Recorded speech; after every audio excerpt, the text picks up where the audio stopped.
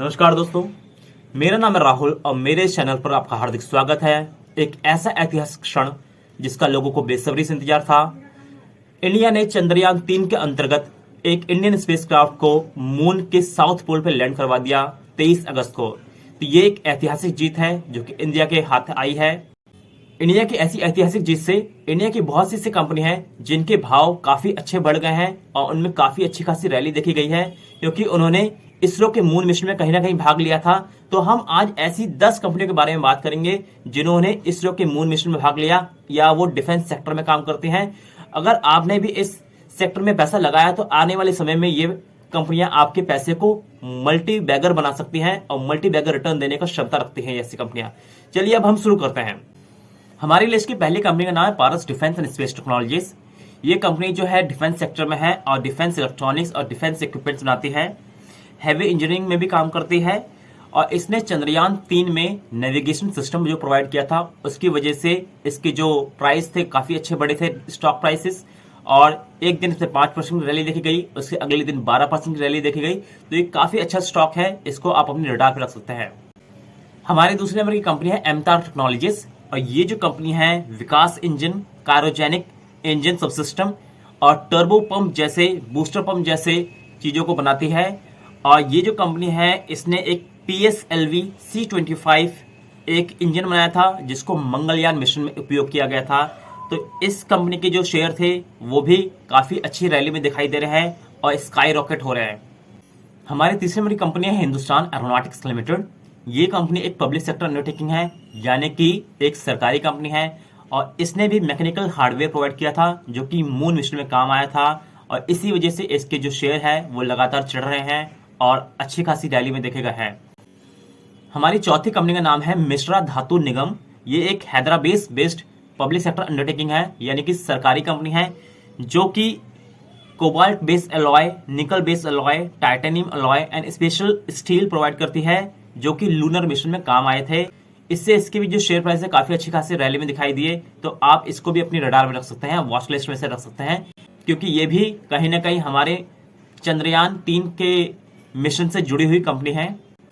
हमारी पांचवी कंपनी का नाम है भेल, BHEL और ये एक पब्लिक सेक्टर अंडरटेकिंग है, यानी कि सरकारी कंपनी है जिसने की titanium task and batteries provide की थी चंद्रयान 3 के लिए। और भेल का शेयर भी आजकल रडार में है, यानी कि मोमेंटम में चल रहा है।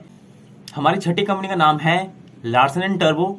इसने भी कुछ क्रूशियल कंपोनेंट प्रोवाइड किए थे जो कि चंद्रयान 3 में उपयोग आए थे और इसकी वजह से इसके भी शेयर प्राइस है काफी अच्छी खासी रडार में है, यानी कि रैली में चल रहे हैं। तो आप इसको भी अपनी वॉच लिस्ट में रख सकते हैं।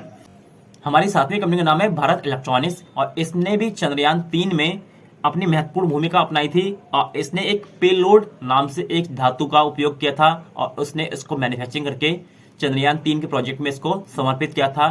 तो ये भी एक मेन कंपनी है जो कि डिफेंस सेक्टर में है, इसको भी आप अपनी वॉच लिस्ट में रख सकते हैं। इसका नाम है भारत इलेक्ट्रॉनिक्स।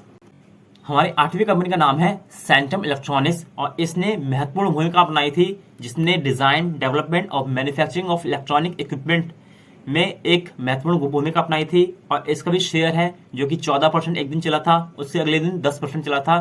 तो इसने भी डिजाइन में और जो एप्लीकेशन यूज होते हैं चंद्रयान 3 में उसमें अपनी महत्वपूर्ण भूमिका अपनाई थी। इसको भी आप अपनी वॉच लिस्ट में रख सकते हैं। इसका नाम है सैंटम इलेक्ट्रॉनिक्स। हमारी 9वीं नंबर की कंपनी है एवेंटल।